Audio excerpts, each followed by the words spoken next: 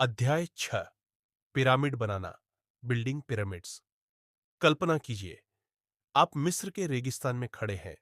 दूर से एक विशालकाय संरचना दिख रही है, गीजा का महान पिरामिड। यह पिरामिड हजारों मजदूरों ने अपने खून पसीने से बनाया था। पत्थरों को दूर दूर से लाया गया। सालों की मेहनत के बाद यह अद्भुत संरचना खड़ी हुई। मगर सवाल यह है, लोगों ने इतनी मेहनत क्यों की? क्या वे खुश थे? क्या वे इसके लिए मजबूर थे? या फिर कोई ऐसी चीज थी जिसने उन्हें इस महान कार्य के लिए प्रेरित किया?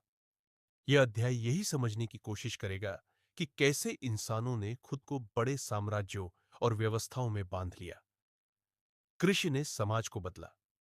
पिछले अध्याय में हमने देखा कि कृषि क्रांति ने इंसानों को एक जगह बसने पर मजबूर कर दिया। अब सब कुछ बदल रहा था।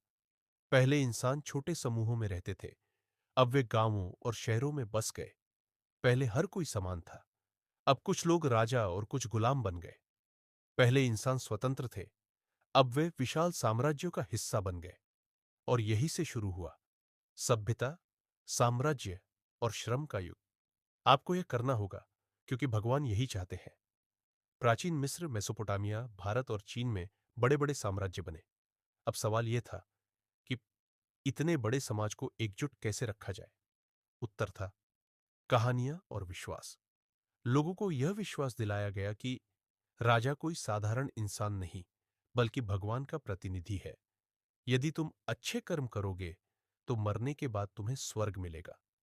यदि तुम पिरामिड बनाने में मदद करोगे तो तुम्हारी आत्मा को शांति मिलेगी। और इस तरह लाखों लोगों ने बिना सवाल किए राजा और धर्म के नाम पर काम करना शुरू कर दिया। पिरामिड सिर्फ मिस्र में नहीं बने। जब हम पिरामिड की बात करते हैं तो हमें सिर्फ मिस्र का गिजा पिरामिड याद आता है। मगर सच्चाई यह है कि चीन में विशाल दीवारें बनाई गई, भारत में मंदिरों और महलों का निर्माण हुआ, यूरोप में चर्च और किले बनाए गए। हर जगह लोगों ने एक कल्पना, माइथ, पर विश्वास किया और सामूहिक रूप से कार्य किया। व्यवस्था कैसे बनी? समाज को व्यवस्थित करने के लिए कुछ नई चीजों की जरूरत पड़ी। एक, शासन और कानून। राजा और उसके मंत्री कानून बनाते थे। दंड और पुरस्कार की प्रणाली बनाई गई।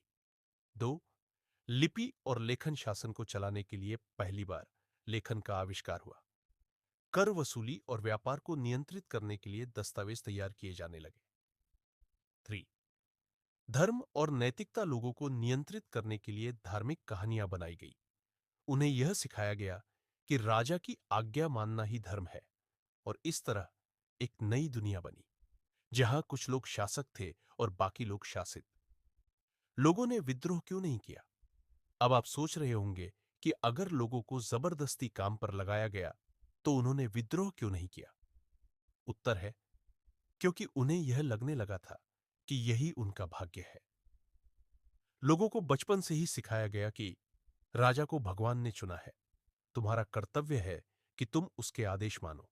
अगर तुमने विरोध किया तो भगवान तुम्हें दंड देंगे। धीरे धीरे यह बातें समाज में गहराई से बस गई। सभ्यता का दूसरा पक्ष। इसमें कोई शक नहीं कि कृषि क्रांति और संगठित समाज ने हमें बहुत कुछ दिया। बड़े शहर, कला और विज्ञान, व्यापार और समृद्ध थे।